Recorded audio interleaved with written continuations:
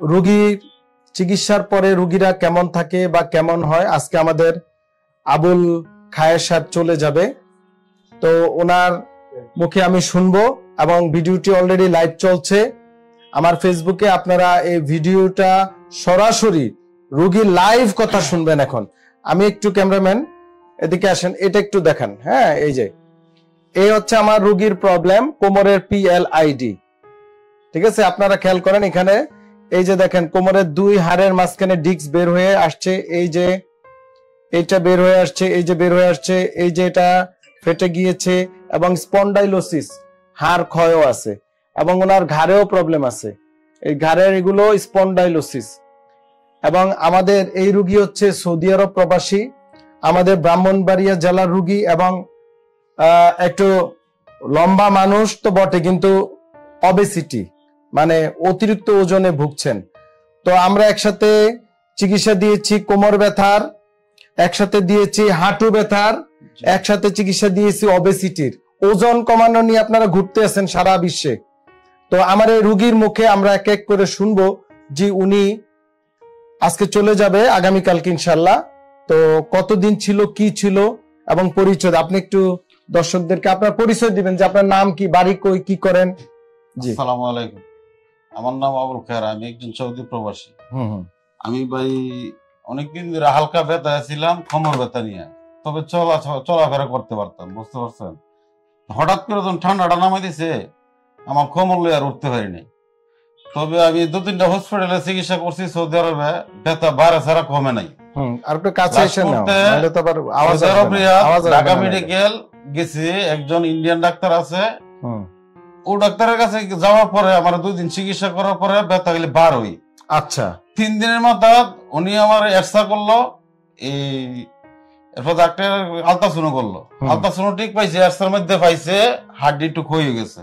আচ্ছা, তারপর 3টা ইনজেকশন দিছে আর ব্যথার ট্যাবলেট দিছে, এরপর কাজ নেই। পরের দিন আবার গেলাম, এরপর আবার ডাবল দিল ইনজেকশন, কোনো কাজও নেই। এরপরে তাই ডাইরেক্ট লিখা দিছে অতি তাড়াতাড়ি বাংলাদেশে যান, যায় সেরা MRI করে চিকিৎসা করেন।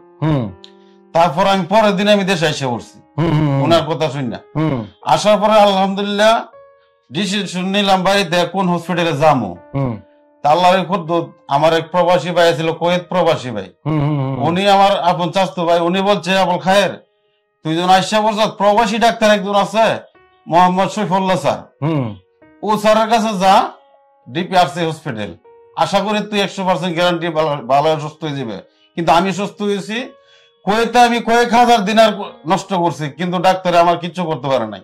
কুয়েতের ডাক্তার আমার পাঠাইছে এই ডক্টর মোহাম্মদ শফিউল্লাহ স্যারের কাছে। জি, ওনার কাছ থেকে আমি ইনশাল্লাহ সুস্থ হয়েছি। বলে তুইও যা, ইনশাল্লাহ সুস্থ হবে, নিশ্চিন্তা থাক।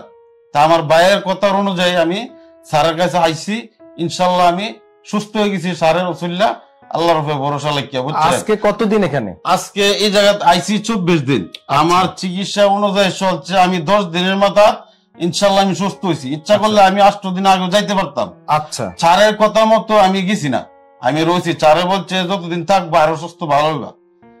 স্যারের কথার উপর যে আমি না যাওয়াতে আমি আজকে 24 দিনে যাইতেছি, ইনশাল্লাহ আমি 100% শিওর। আপনার একটু দর্শকদেরকে বলবেন যে আপনার যে সমস্যাটা হইতো শারীরিক, আমার যে সমস্যাটা হইতো এই কোমর ব্যথা, বুঝছেন, ব্যথা, কোমর ব্যথা যে উঠতো, স্যারে যে ইনজেকশনটা দিছে, ইনজেকশনটা দেওয়ার পরে আমার কোমর ব্যথা নাই।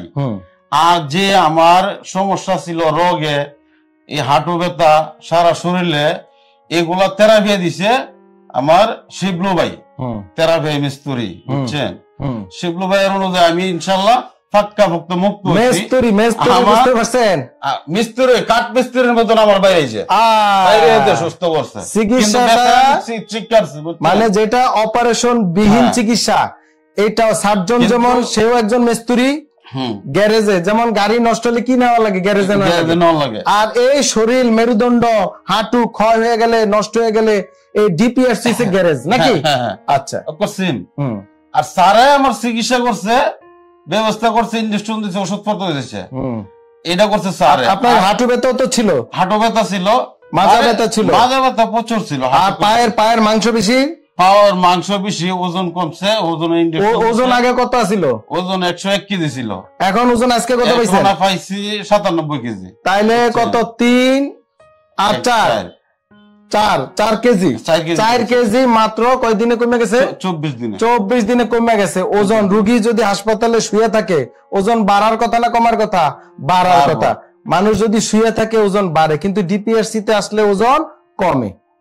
কারণ কি? শোয়ায় আমরা কি করেছি? ব্যায়াম এনার্জি লাগে, ওজন কমে, এবং ওজনের চিকিৎসা আমরা ডিপিআরসি তে দেই। তো আলহামদুলিল্লাহ আপনারা রোগীর মুখে শুনছেন। আর কিছু বলবেন? আর আমার একটা কথা রয়েছে, যদি আমার কোনো বন্ধু বান্ধব আমার পরিচয় এই হসপিটালে আইতে চান আর ডক্টর মোহাম্মদ শরীফুল্লাহ স্যারের কাছে আসেন, যদি স্যারের ব্যবস্থা করে ভর্তি দেয় তাহলে স্যারের কাছে একটা রিকোয়েস্ট করবেন, স্যার আমার থেরাপিয়ার লোকটা কাছে দেয়া দেন। আপনি তো ভাইরাল করে দিলেন। আমি আমার এই রিকোয়েস্ট, কারণ দ্বারা ইনশাআল্লাহ আমি পাক্কা মুক্ত। আচ্ছা, অসুবিধা নেই। হ্যাঁ, ডিপিআরসি তে বিভিন্ন ডাক্তাররা জব করে, বিভিন্ন টেকনোলজিস্ট জব করে, ফিজিওথেরাপিস্টরা জব করে, নার্সরা জব করে, অন্যান্য স্পেশালিস্টরা জব করে। এটা একটা টিম ওয়ার্কের মাধ্যমে আমরা করে থাকি।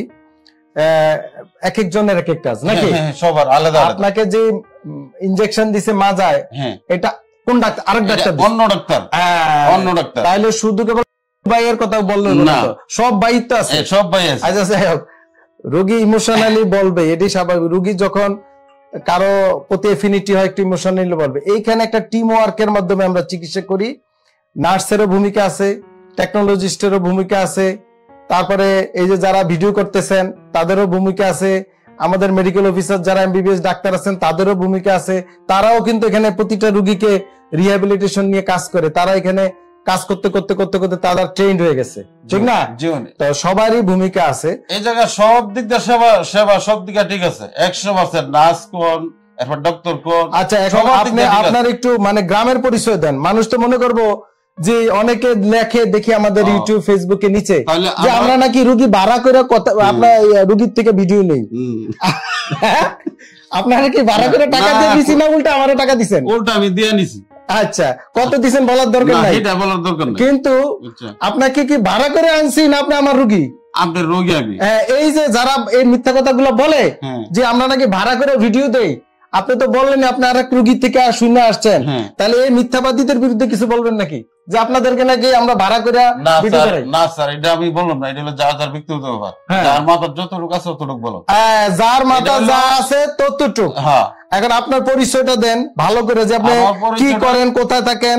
অনেকে তো চিন্তা করবেন আবার আপনারও ভাড়া করে নিয়েছি। না না, আমি একজন সৌদি আরব প্রবাসী, এটা তো বলে গেলাম। হ্যাঁ, আর দেশের বাড়ি ব্রাহ্মণবাড়িয়া ডিস্ট্রিক্ট, থানা সরাইল, ইউনিয়ন চুনটা, গ্রামের বাড়ি লোপাড়া। বাবার নাম কি? বাবার নাম মোহাম্মদ জহুর মিয়া। হ্যাঁ, এবার একটু খোঁজ নিয়ে নেন। অনেকে আবার নাম হাজী আব্দুল আলী। অনেকে আবার রুগীর নাম্বার চায়। আপনার নাম্বার যদি আমার ফেসবুকে দিয়ে দেই নিচে, উপায় আছে? আপনার ফোন দিতেই থাকবো, জানবার করে লেবো নাকি? আপনি কি পারমিশন দিবেন? না স্যার, আমি এটা লাগে মুক্তি চাই। আমি মুক্তি চাই, যারা আমার রুগী তারা মুক্তি চায়। আপনারা রুগীর নাম্বার চান। আপনাদের ইমান আকিদার প্রবলেম হয়, ইমান আকিদা প্রবলেম করবেন না। ইমান, মানুষের প্রতি বিশ্বাস রাখেন, যে বিশ্বাসে মুক্তি নাকি? উনি বিশ্বাস করে আসছে, মুক্তি পাইছে। সবাই বিশ্বাস করে আসে। প্রতিটা ভিডিও প্রত্যেকটা রুগী নিজের কনসার্নে, নিজে স্ব উদ্যোগে এসে ভিডিও দেয়, যেন এই যে উনি যে আপনাকে ভিডিওটা দিল, ওনার ভিডিও দেখে আরেকটা রুগী উৎসাহিত হয়ে, তাহলে আপনার কি সওয়াব হইব না গুনাহ হইব? অবশ্যই সওয়াব হইব। সদগায়ে জারিয়া, সদগায়ে জারিয়া। ভালো উপদেশ দিবেন, মানুষকে ভালো চিন্তা করবেন, নেগেটিভ চিন্তা করবেন না। তো আমার রুগীর জন্য দোয়া করবেন। আর স্যার একটা কথা, এই জায়গা যে আসবেন কিন্তু সবকিছু আল্লাহর উপর বিশ্বাস করে আসতে হবে, অবশ্যই। আর যদি আইসা কোন বলে আমার ব্যথা বাড়ছে, আমি জায়গা আমার টাকা পয়সা নষ্ট, এটা কিন্তু আপনার লস। ডাক্তারের বদলাম হইব, কিন্তু আইসা ভর্তি হইবেন। আপনি 2-4-5 দিন 8 দিন আপনার ব্যথা বাড়বেই, কিন্তু বাড়বে ছাড়া কমবো না। আমি এটা বুঝে গেছি বলতেছি। কারণটা হইছে শুরুতে আমরা কি করি? ব্যায়াম করাই। ব্যায়াম করলে ব্যথা বেড়ে যেতে পারে, আস্তে আস্তে আস্তে কমে। সময় দিতে হবে, ধৈর্য থাকতে দিব। যদি মন বাগাই দেন তো কাজ হবে না। এক্স্যাক্টলি। রোগী এসে আমারে বলছে স্যার যতদিন লাগে, মনে আছে কথা? অবশ্যই বুঝছি, আমি আইছি সুস্থ হওয়ার লাগে, আমি সফর করার লাগে আইছি না। আপনারা অনেকে টানাটানির মধ্যে আসেন, সময় নাই। তখন কিন্তু আপনার চিকিৎসাটা ঠিক মতো হয় না। দেখা যায় যে 10, 15, 20 দিনের মধ্যে রোগী ভালো হয়ে যাওয়ার কথা, কিন্তু আপনি 5 দিন পরে আপনি অস্থির হয়ে যান। ঠিক আছে, সবুর ধৈর্য, হ্যাঁ সবুর ধৈর্য, এই যে সবর, এই সবরটা মহান রব্বুল আলামিন নিজে বলেছে আয়াতের মাধ্যমে। তো আমরা ধৈর্য ধরে চিকিৎসা করব। আমরা চিকিৎসকরা চাই আপনাদের চিকিৎসা ভালো হোক, কিন্তু চিকিৎসা সুস্থ করার মালিক মহান রব্বুল আলামিন। সবাই আমাদের এই ভাই আবুল খায়ের ভাইয়ের জন্য দোয়া করবেন, যেন উনি আবার ওনার সৌদি আরবে কাজে ফিরে যেতে পারে। এবং আমিও দোয়া করি আমার প্রত্যেকটা রোগী সুস্থ থাকুক, আল্লাহ সবাইকে শারীরিক মানসিক সুস্থতা দান করুক, আমিন। আসসালামু আলাইকুম ওয়া রাহমাতুল্লাহি ওয়া বারাকাতুহু। ডিপিআরস লিমিটেড, আস্থা, বিশ্বাস ও নির্ভরতায় অবিচল।